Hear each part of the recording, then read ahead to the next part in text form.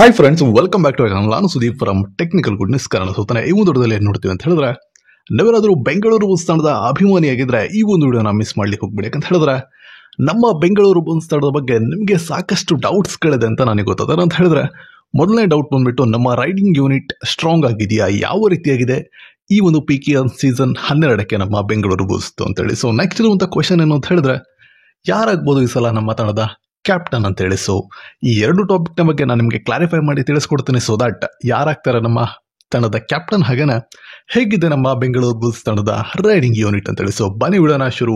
Video ಇಷ್ಟ ಆದರೆ like ಮಾಡಿ, ಚಾನಲ್ನ ಸಬ್ಸ್ಕ್ರೈಬ್ ಆಗೋದು ನಾನು ಬರೀಬೇಡಿ. ಯಾಕಂತ ಹೇಳಿದ್ರೆ ಬುಲ್ಸ್ ತಂಡದ ಪ್ರತಿಯೊಂದು ಅಪ್ಡೇಟನ್ನು ನಾನು ನಿಮಗೆ ಟೈಮ್ ತಿಳಿಸ್ಕೊಡ್ತಾ ಇರ್ತೀನಿ. ಸೊ ಮೊದಲನೇ ಟಾಪಿಕ್ ಏನು ಅಂತ ಹೇಳಿದ್ರೆ, ಅದು ನಮ್ಮ ಬೆಂಗಳೂರು ಬುಲ್ಸ್ ತಂಡದ ರೈಡಿಂಗ್ ಡಿಪಾರ್ಟ್ಮೆಂಟ್ ಯಾವ ರೀತಿಯಾಗಿದೆ ಈ ಒಂದು PKL ಸೀಸನ್ 12ಕ್ಕೆ ಅಂತೇಳಿ. ಸೊ ನಿಮ್ಗೆಲ್ಲರಿಗೂ ಗೊತ್ತಿರುತ್ತೆ, ಆನ್ ದ ಪೇಪರ್ ಅಂತ ನಾವು ಕನ್ಸಿಡರ್ ಮಾಡಿದರೆ ನಮ್ಮ ಬೆಂಗಳೂರು ಬುಲ್ಸ್ ತಂಡದಲ್ಲಿ ಹೇಳ್ಕೊಳ್ಳುವಂಥ ಪಾಪ್ಯುಲರ್ ನೇಮ್ಸ್ಗಳು ಯಾವುದೂ ಇಲ್ಲ. ಅದು ನಿಮಗೂ ಗೊತ್ತು, ನಮ್ಮ ಕೋಚ್ ಅವರು ಕೂಡ ಸ್ಪಷ್ಟನೆಯಾಗಿ ನೀಡಿದ್ದಾರೆ. ಸೊ ದಟ್ ಈ ಸಲ ನಾವು ಯಂಗ್ಸ್ಟರ್ ಮೇಲೆ ಹೋಪನ್ನು ಇಟ್ಟಿದ್ದೀವಿ, ಅವರು ಟೀಮನ್ನು ಬ್ಯಾಲೆನ್ಸ್ ಮಾಡಲಿಕ್ಕೆ ರೆಡಿ ಇದ್ದಾರೆ ಅಂತೇಳಿ. ಸೊ ನಮ್ಮೆಲ್ಲರಿಗೂ ಪವನ್ ಬರಬೇಕಿತ್ತು ಅಥವಾ ಇನ್ಯಾರೋ ಬಿಗ್ ನೇಮ್ ಇರುವಂಥ ಪ್ಲೇಯರ್ಗಳು ಬರಬೇಕಿತ್ತು ಅನ್ನುವಂಥದ್ದು ಮಾತ್ರ ಕಾಣಿಸ್ತಿದೆ. ಬಟ್ ಸ್ಟಿಲ್ ಆ ಎಲ್ಲ ಪ್ಲೇಯರ್ಸ್ಗಳ ಬ್ಯಾಕ್ಗ್ರೌಂಡನ್ನು ನೀವೇನಾದರೂ ಚೆಕ್ ಮಾಡಿದರೆ ಅವರೆಲ್ಲರ ಅಚೀವ್ಮೆಂಟ್ ಇರೋದು ಕೂಡ ಯಂಗ್ಸ್ಟರ್ ಆಗಿದ್ದಾಗ ಮಾತ್ರ. ಪವನ್ ಅವರನ್ನ ನೀವು ಕನ್ಸಿಡರ್ ಮಾಡಿದರೆ ಸೀಸನ್ 6ಅಲ್ಲಿ ಅವರು ಯಂಗ್ಸ್ಟರ್ ಆಗಿ 300+ ಸ್ಕೋರ್ನ ಮಾಡಿ ನಮ್ಮ PKL ಸೀಸನ್ 6ಅಲ್ಲಿ ನಮ್ಮ ಬುಲ್ಸನ್ನು ಚಾಂಪಿಯನ್ ಆಗಿ ಮಾಡಿದ್ರು. ಹಾಗೆ ಪ್ರದೀಪ್ ಆಗಿರ್ಬೋದು ಅಥವಾ ನವೀನ್ ಅವ್ರನ್ನ ನೀವು ಕನ್ಸಿಡರ್ ಮಾಡೋದು, ಪ್ರತಿಯೊಬ್ಬರು ಕೂಡ ಅವರು ಯಂಗ್ಸ್ಟರ್ ಕೆರಿಯರ್ನಲ್ಲಿ ಯಾವ ಅಚೀವ್ಮೆಂಟ್ ಮಾಡಿದ್ದಾರೆ ಅದರ ಬೇಸ್ ಮೇಲೇ ನಾವು ಅವ್ರನ್ನ ಈಗ ಸೂಪರ್ ಸ್ಟಾರ್ಗಳಾಗಿ ನೋಡ್ತಿದ್ದೀವಿ. ಸೊ ಅದೇ ಟಾರ್ಗೆಟನ್ನು ಇಟ್ಕೊಂಡೆ ಈ ಸಲ ನಮ್ಮ ಬೆಂಗಳೂರು ಬುಲ್ಸ್ ತಂಡದ ಕೋಚ್ ಏನಿದ್ದಾರೆ ಯಂಗ್ಸ್ಟರ್ನ ಮೇಲೆ ಬಿಲೀವನ್ನು ಮಾಡಿದ್ದಾರೆ. ಸೊ ದಟ್ ಬಿಗ್ ನೇಮ್ಸ್ಗಳ ಹಿಂದೆ ಹೋಗೋದಕ್ಕಿಂತ ನಮ್ಮ ಹತ್ರ ಇರುವಂಥ ಪ್ಲೇಯರ್ಸ್ಗಳಿಗೆ ಬಿಗ್ ನೇಮನ್ನು ಕೊಡೋಣ ಅಂತೇಳಿ. ಸೊ ಅವರ ಒಂದು ಥಾಟ್ ಯಾವ ರೀತಿಯಾಗಿ ಈ ಸಲ ಪ್ರೋಸೆಸ್ ಆಗುತ್ತಿದೆ, ಹೊಸ ವಿಷಯ ಅಲ್ಲ ಕೋಚ್ಗೆ.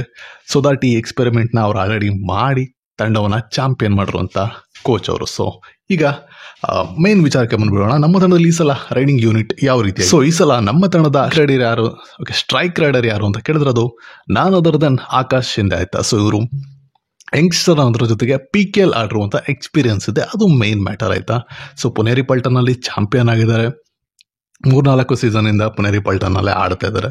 ಹಾಗೆಯೇ ಇನ್ನೊಂದು ಪ್ಲಸ್ ಪಾಯಿಂಟ್, ನಮ್ಮ BC ರಮೇಶ್ ಅವರ ಕೋಚಿಂಗ್ನಲ್ಲಿ ಕೆಲಸ ಮಾಡಿರೋದ್ರಿಂದ ಕಾಂಬಿನೇಷನ್ ಅನ್ನುವಂಥದ್ದು ತುಂಬಾ ಚೆನ್ನಾಗಿ ಸೆಟ್ ಆಗುತ್ತೆ ಪ್ಲೇಯರ್ ಹಾಗೆಯೇ ಕೋಚ್ನ ಮಧ್ಯೆ. ಸೊ ಮೈನ್ ಸ್ಟ್ರೈಕ್ ರೈಡರ್ ಆಗಿ ಆಕಾಶ್ ಹಿಂದೆ ಇರ್ತಾರೆ. ಅದರ ಜೊತೆಗೇ ಸಪೋರ್ಟಿಂಗ್ ರೈಡರ್ಸ್ಗಳು ಯಾರು ಅಂತ ಕೇಳಿದ್ರೆ ಅದರಲ್ಲಿ ಪಂಕಜ್ ಅವರು ಇರ್ತಾರೆ. ಹಾಗೆಯೇ ಲಾಸ್ಟ್ ಸೀಸನಲ್ಲಿ ಪಂಕಜ್ ಅವರು ಅವಕಾಶ ಕಮ್ಮಿ ಸಿಕ್ತು, ಬಟ್ ಸಿಕ್ಕಿರುವಂಥ ಅವಕಾಶದಲ್ಲಿ ಚೆನ್ನಾಗಿ ಪರ್ಫಾರ್ಮೆನ್ಸನ್ನು ಮಾಡಿದ್ದಾರೆ. ಸೊ ನಾನು ಬೇರೆ ಟೀಮ್ಗಳ ಜೊತೆಗೆ ಕಂಪ್ಯಾರಿಸನ್ ವೀಡಿಯೋಸ್ಗಳಲ್ಲಿ ನಾನು ನಿಮಗೆ ತಿಳಿಸ್ಕೊಡ್ತೀನಿ ಎಲ್ಲಿ ಸ್ಟ್ರೆಂತ್ ಇದೆ, ಎಲ್ಲಿ ವೀಕ್ನೆಸ್ ಇದೆ ಅಂತೇಳಿ.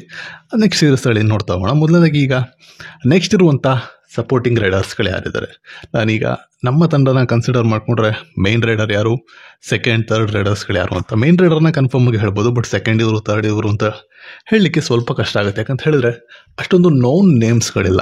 ಬಟ್ ಸ್ಟಿಲ್ ನಮ್ಮ ಏನೋ ಕೋಚ್ ಇದ್ದಾರೆ, ಅವ್ರನ್ನಿರುವಂಥ ಇಂಟರ್ವ್ಯೂಸ್ಗಳಾಗಿರ್ಬೋದು ಅಥವಾ ಡೊಮ್ಯಾಸ್ಟಿಕ್ ಮ್ಯಾಚಸ್ನಲ್ಲಿ ನಮ್ಮ ತಂಡದಲ್ಲಿ ಪ್ಲೇಯರ್ಗಳ ಪರ್ಫಾರ್ಮೆನ್ಸನ್ನು ಕನ್ಸಿಡರ್ ಮಾಡಿ ನಾನು ನಿಮಗೆ ತಿಳಿಸ್ಕೊಡೋದಾದರೆ ಆಶೀಶ್ ಮಲಿಕ್ ಅನ್ನುವಂಥ ಒಬ್ಬರು ಪ್ಲೇಯರ್ ಏನಿದ್ದಾರೆ. ಸೊ ಈ ಸಲ ಅವರು ತುಂಬಾ ಚೆನ್ನಾಗಿ ಪರ್ಫಾರ್ಮೆನ್ಸ್ ಮಾಡುವಂಥ ಎಲ್ಲ ಸಾಧ್ಯತೆಗಳಿದೆ. ಅದರ ಜೊತೆಗೆ ನಮ್ಮ ಕನ್ನಡಿಗ ಗಣೇಶ್ ಅವರು ಕೂಡ ತುಂಬಾ ಒಳ್ಳೆ ಪರ್ಫಾರ್ಮೆನ್ಸ್ ನೀಡುವಂಥ ಅವಕಾಶ ಇದೆ. ಇಲ್ಲಿ ಮೈನ್ ವಿಚಾರ ಏನು ಗೊತ್ತಾ, ಯಾರೆಲ್ಲ ಯಂಗ್ಸ್ಟರ್ಗಳಿಗೆ ಅವಕಾಶ ಸಿಗುತ್ತೋ ಅವರು ತಮ್ಮನ್ನ ಪ್ರೂವ್ ಮಾಡ್ಕೊಡೋದ್ರಲ್ಲಿ 100% ನೀಡ್ತಾರೆ. ನಮಗೆ ಬೇಕಾಗಿರೋದು ಕೂಡ ಅದೇನೆ. ಪರ್ಸ್ನಲ್ ಇಂಡಿವಿಜುವಲ್ ಗೇಮ್ ಅಲ್ವೇ ಅಲ್ಲ ಕಬಡ್ಡಿ. ಸೊ ಕಬಡ್ಡಿ ಅನ್ನುವಂಥದ್ದು always a team game. So ಅದರಲ್ಲಿ ಟೀಮ್ ಎಫರ್ಟ್ ಇದ್ದಾಗ ಮಾತ್ರನೇ ತಂಡ ಚಾಂಪಿಯನ್ ಆಗುತ್ತೆ. ಈಗ ಎಕ್ಸಾಂಪಲ್ ಆಗಿ ಪುನೇರಿ ಪಲ್ಟನ ನೀವು ನೋಡ್ಬೋದು, ಎಲ್ಲ ಯಂಗ್ಸ್ಟರ್ಸ್ಗಳಿದ್ರು ಆ ಸೀಸನ್ ಡಾಮಿನೇಟ್ ಮಾಡ್ಕೊಂಡು ವಿನ್ ಮಾಡಿದ್ರು. ಸೊ ಅಲ್ಲಿ ಅಸ್ಲಾಂ ಆಗಿರ್ಬೋದು, ಪಂಕಜ್ ಆಗಿರ್ಬೋದು, ಇನ್ನೇನು ಗೌರವ್ ಕತ್ರಿ ಆಗಿರ್ಬೋದು. ಸೊ ಇವರೆಲ್ಲ ಬೆಂಚ್ ಮೇಲೆ ಇದ್ದಂಥವ್ರು ಆಯಿತಾ. ಸೊ NYP ಆಗಿ ಬಂದಂಥ ಪ್ಲೇಯರ್ಸ್ಗಳು ಅವರೆಲ್ಲ ಈಗ ಸ್ಟಾರ್ ಪ್ಲೇಯರ್ಸ್ಗಳು. ಯಾಕಂತ ಹೇಳಿದ್ರೆ ಆವಾಗ ಯಂಗ್ಸ್ಟರ್ಗಳಾಗಿ ಅವರಿಗೆ ಅವಕಾಶ ಸಿಕ್ಕಿದ್ರಿಂದನೇ ಈಗ ಅವರು ಸ್ಟಾರ್ ಪ್ಲೇಯರ್ಸ್ಗಳು. ಅದೇ ಕೆಲಸ ಇಲ್ಲೂ ಕೂಡ ಮಾಡಬೇಕಾಗಿದೆ. ಹಾಗೆಯೇ ಒಬ್ಬರು ಇರಾನಿಯನ್ ಪ್ಲೇಯರ್ಗೂ ಕೂಡ ನಾವು ಹೋಪನ್ನು ಇಟ್ಕೋಬೋದು, ಅಲಿ ರೆಜಾ ಅನ್ನುವಂಥವ್ರ ಮೇಲೆ. ಸೊ ಹಾಗಾಗಿ ಓವರಾಲ್ ಆಗಿ ನೋಡ್ತಾ ಹೋದರೆ ನಮ್ಮ ಹತ್ರ ಈಗ ಟೋಟಲ್ ಆಗಿ 8ರಿಂದ 9 ಜನ ಯಂಗ್ ರೈಡರ್ಸ್ಗಳಿದ್ದಾರೆ ಆಯಿತಾ. ನಮಗೆ 8 ಜನ ಪರ್ಫಾರ್ಮೆನ್ಸ್ ಮಾಡೋದು ಬೇಕಾಗಿಲ್ಲ. ಅಟ್ಲೀಸ್ಟ್ 3 to 4 ಮೆಂಬರ್ಸ್ ಏನಾದರೂ ನಮಗೆ ಚೆನ್ನಾಗಿ ಪರ್ಫಾರ್ಮೆನ್ಸ್ ನೀಡಿದರು, ಆವರೇಜ್ ಎಬೋವ್ 150 ರೈಟ್ ಪಾಯಿಂಟ್ ಇದೆ ಅಂತ ಹೇಳಿದ್ರು ಕೂಡ ಇಂಡಿವಿಜುವಲ್ ಪರ್ಫಾರ್ಮೆನ್ಸಲ್ಲಿ ಆರಾಮಾಗಿ ನಮ್ಮ ತಂಡ ಈ ಸಲ ಪ್ಲೇ ಆಫ್ನ ಡೆಫಿನೆಟಾಗಿ ಎಂಟ್ರಿ ಮಾಡುತ್ತೆ. ಯಾಕಂತ ಹೇಳಿದ್ರೆ ಡಿಫೆನ್ಸ್ನ ಬಗ್ಗೆ ಮಾತಾಡೋಂಗೆ ಇಲ್ಲ, ಅಷ್ಟು ಸಾರ್ಟೆಡ್ ಆಗಿರುವಂಥ ಡಿಫೆನ್ಸನ್ನು ಸೆಟ್ ಮಾಡಿದ್ದಾರೆ. ರೈಡಿಂಗಲ್ಲಿ ಇರುವಂಥ 8 ಜನದಲ್ಲಿ ನಮಗೆ 3 ಜನನೇ ಇಟ್ಕೊಳ್ಳಿ ಸಾಕು, 3 ಜನ ನಮಗೆ ಕರೆಕ್ಟಾಗಿ ಪರ್ಫಾರ್ಮೆನ್ಸ್ ಮಾಡಿದ್ರು ಸಾಕು. ನಮ್ಮ ತಂಡ one of the best youngster team ಆಗಿ ಬಿಲ್ಡ್ ಆಗಿರುತ್ತೆ. ಸೊ ಹಾಗಾಗಿ ತಲೆ ಕೆಡಿಸ್ಕೊಳ್ಳುವಂಥ ಏನೋ ಅವಶ್ಯಕತೆ ಇಲ್ಲ. ನೋ ನೇಮ್ಸ್ ಇಲ್ಲಲ್ಲೇ ಇರ್ಬೋದು.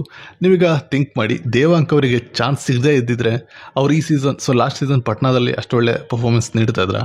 ಇಲ್ಲ ಅಲ್ವಾ. ಯಂಗ್ಸ್ಟರ್ಗೆ ಅವಕಾಶ ಸಿಕ್ತು, ಅವ್ರು ಪರ್ಫಾರ್ಮೆನ್ಸ್ನ ಮಾಡಿದರು. ಅದೇ ರೀತಿಯಾಗಿ ಒಬ್ಬ ಪವನ್ ನಮ್ಮ ಮುಂದೆ ಇರುವಂಥದ್ದು, ಹಾಗೆಯೇ ಪ್ರದೀಪ್ ನಮ್ಮ ಮುಂದೆ ಇರುವಂಥದ್ದು. ಸೊ ಹಾಗಾಗಿ ಈಗ ನೋ ನೇಮ್ ಇಲ್ಲಲ್ಲೇ ಇರ್ಬೋದು, ಬಟ್ ಈ ಸಲ ಯಂಗ್ಸ್ಟರಿಗೆ ಚಾನ್ಸ್ ಕೊಟ್ಟರೆ ನೆಕ್ಸ್ಟ್ ಸೀಸನ್ ಅವರೇ ಒಬ್ಬರು ಸೂಪರ್ ಸ್ಟಾರ್ ಆದರೂ ಆಗ್ಬೋದು. ಸೊ ಅದಕ್ಕೆ ನಾವು ಕೂಡ ಹೋಪ್ ಮಾಡೋಣ, ನಮ್ಮ ತಂಡದಲ್ಲೂ ಕೂಡ ಮತ್ತೆ ಪವನ್ ಅಂತ ಒಬ್ಬ ಪ್ಲೇಯರ್ ಬರಲಿ ಅಂತೇಳಿ. ಸೊ ಏನವೇ ಇದಿಷ್ಟು ನಮ್ಮ ರೈಡಿಂಗ್ ಡಿಪಾರ್ಟ್ಮೆಂಟ್ ಆಗಿದ್ರೆ, ನೆಕ್ಸ್ಟ್ ಯಾರು ಕ್ಯಾಪ್ಟನ್ ಆಗ್ತಾರೆ ಅಂತ ನಿಮ್ಮ ಕ್ವಶನ್ ಇರುತ್ತೆ. ನಾನು ಲ್ಯಾಗ್ ಮಾಡೋದಕ್ಕೆ ಹೋಗಲ್ಲ, ಸಿಂಪಲ್ ಆನ್ಸರ್ ನಂದೇನಂತ ಹೇಳಿದ್ರೆ, ಎಕ್ಸ್ಪೀರಿಯನ್ಸ್ ಇರೋ ಕಡೆ ಕ್ಯಾಪ್ಟನ್ಸಿಯನ್ನು ಕೊಡ್ತಾರೆ. ಯಾಕಂತ ಹೇಳಿದ್ರೆ ಅವರು ತಂಡವನ್ನು ಬ್ಯಾಲೆನ್ಸ್ ಮಾಡಬೇಕಾಗುತ್ತೆ. ಆ ಒಂದು ನಿಟ್ಟಿನಲ್ಲಿ ರೈಡರ್ಗಿಂತ ಡಿಫೆಂಡರ್ಗೆ ನಮ್ಮ ತಂಡದಲ್ಲಿ ಈ ಸಲ ಕ್ಯಾಪ್ಟನ್ ಸಿಗುವಂಥ ಅವಕಾಶ ಇದೆ. ಅದರಲ್ಲಿ ನನ್ನ ಪರ್ಸ್ನಲ್ ಚಾಯ್ಸ್ ಇರುವಂಥದ್ದು ಅಂಕುಶ್ ರಾತೆ. ಯಾಕಂತ ಹೇಳಿದ್ರೆ most experience and successful defender. So ಹಾಗಾಗಿ ಅಂಕುಶ್ ರಾತೆಗೆ ಈ ಸಲ ಮೇ ಬಿ ಕ್ಯಾಪ್ಟನ್ಸಿ ಸಿಗುತ್ತೆ. ಹಾಗೆಯೇ ಅವ್ರಿಗಿರುವಂಥ ಪ್ಲಸ್ ಪಾಯಿಂಟ್ ಏನು ಅಂತ ಹೇಳಿದ್ರೆ, ಅವರು ರೈಡಿಂಗ್ನ ಮಾಡೋಂಥ ಅವಶ್ಯಕತೆ ಇಲ್ಲ, ಅವರು ಆಲ್ರೌಂಡರ್ ಅಲ್ಲ, ಅವರು ಜಸ್ಟ್ ಡಿಫೆಂಡರ್. ಸೊ ಹಾಗಾಗಿ ತಂಡವನ್ನು ಫಜಲ್ ರೀತಿಯಾಗಿ ಓವರಾಲ್ ಆಗಿ ಕಂಟ್ರೋಲ್ ಮಾಡುವಂಥ ಕೆಪಾಸಿಟಿ ಅವರಿಗೂ ಇದೆ ಅಂತ ನನ್ನ ಅಭಿಪ್ರಾಯ. ಎನಿವೆ ಡಿಫೆನ್ಸ್ ಸ್ಟ್ರಾಂಗ್ ಆಗಿರೋದ್ರಿಂದ ಅವರಿಗೆ ಹೆಚ್ಚು ಪ್ರೆಷರ್ ಕೂಡ ಬೀಳೋದಿಲ್ಲ. ಸೊ ಹಾಗಾಗಿ maybe he is going to lead the Bulls. So ಹಾಗಾಗಿ ನೋಡೋಣ ಏನೇನಾಗುತ್ತೆ ಅಂತ ಹೇಳಿ. ಇದಿಷ್ಟು ನಿಮಗೆ ತಿಳಿಸ್ಕೊಡ್ಬೇಕಂತ ಮೇನ್ ಅಪ್ಡೇಟ್. ಸಿಗೋಣ ನೆಕ್ಸ್ಟ್ ವಿಡಿಯೋದಲ್ಲಿ ಮತ್ತೊಂದು ಬೆಸ್ಟ್ ಅಪ್ಡೇಟ್. ಎಲ್ಲರೂ ಟೇಕ್ ಕೇರ್ ಅಂತ ಹೇಳ್ತಾ ಫೈನಲೈಸ್ ಸುದೀಪ್ ಸ್ಯಾನ್ಗೋಫ್. ಬಾಯ್.